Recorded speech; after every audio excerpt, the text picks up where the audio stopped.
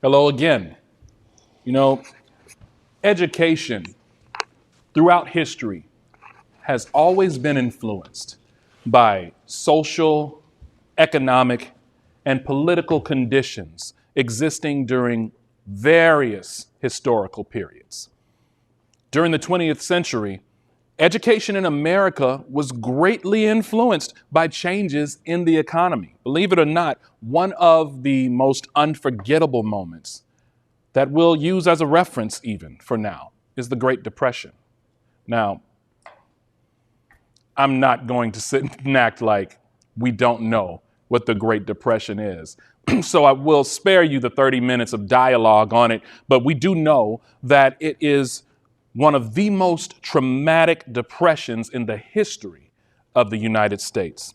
And one of the many things that the government did in response to that issue was to create a work assistance plan for needy people that were out of school, and then also a work relief and employment program, which was created as a part-time employment assistant program for needy high school and college students.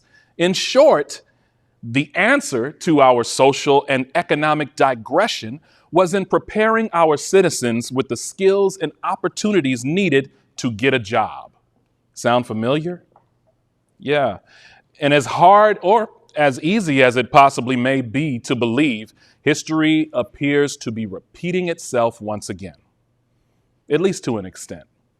Just like that terrible time in the 30s, there's still massive unemployment. Earlier, I told you guys 12 million people across the United States without a job as of this past October, particularly among minorities.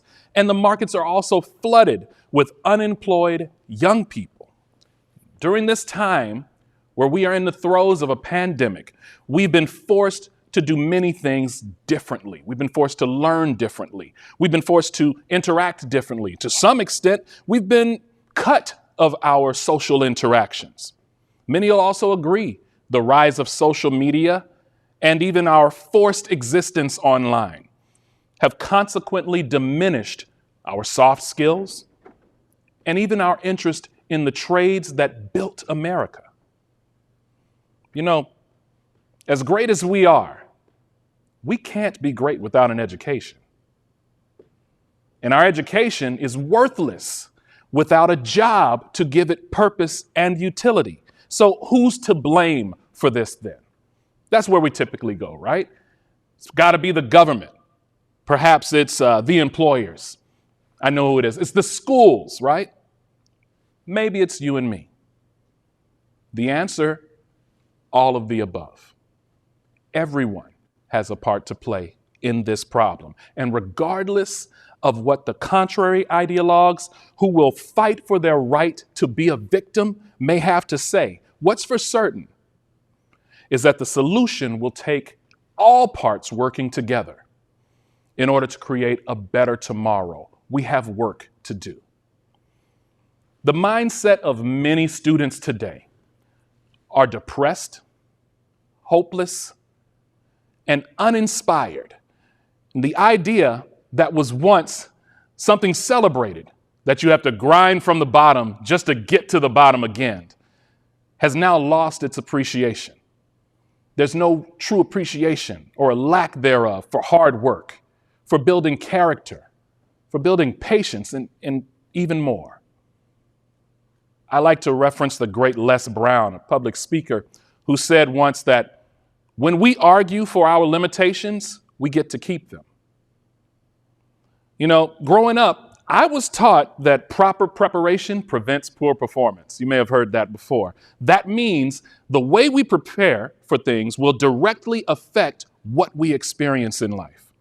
For those who want to prepare for a better future, more money, more opportunities, an exit from the rat race, a reason to just be proud of yourself. There's hope. That hope, however, is going to require a few things from you. It's going to require your education, it's going to require your exposure, and it's going to require you taking a look at your environment. Now, I have an antidote I want to share with you. Get your paper and pen out. I want you to write this down, and I want you to think on this. This is what I've learned to be true.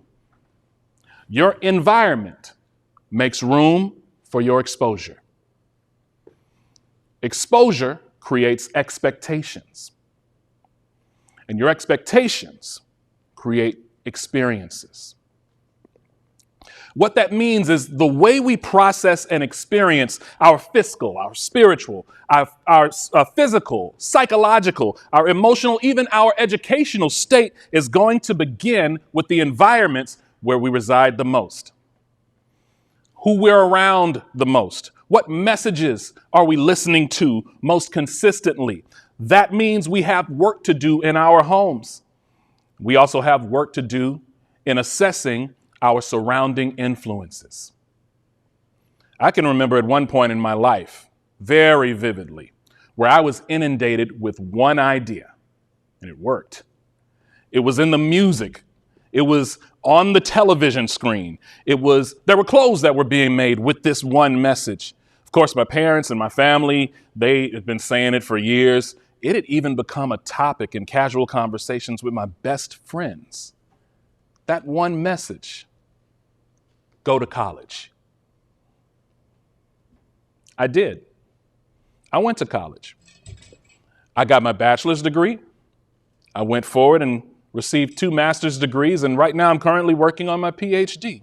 And it's all a result of my environment. My environment. A word that Seth Godin, who is a marketing and business genius, defines as a series of experiences. My series of experiences were intently and intentionally succinct in their messaging. That's what we need. That's what we have to come back to. We need to take a look at our environments, the things that we are surrounding ourselves with, the messages that we are inundated with. It's not just us, it's what we're feeding ourselves. It's not simply what we do, it's what we know is possible to do as a result and consequence of the environment that we have been placed in or we have chosen. Choice is up to you. We're on our way into a new year, which is a prime time for a change. We can do it. We can do it. You are more than a conqueror. Not only that, you have the potential to be a world changer, but you're going to need some help getting there. And that's where we come in. Thanks to the city of Cedar Hill and their championing the idea of being Cedar Hill strong, we have this summit and we have some guests that are going to help you to get there. So I know you're asking, okay, how is the summit going to help then, Frankie? What modifications can we make to change course and set ourselves up for this better tomorrow you keep talking about? Well, we have a panel of educators, administrators, and they're all going to speak to these things and open our eyes to the opportunities that we have right in front of us. So with that said, I want to introduce you to this next panel. We are going to be talking about how to prepare our students for success in a post-COVID world.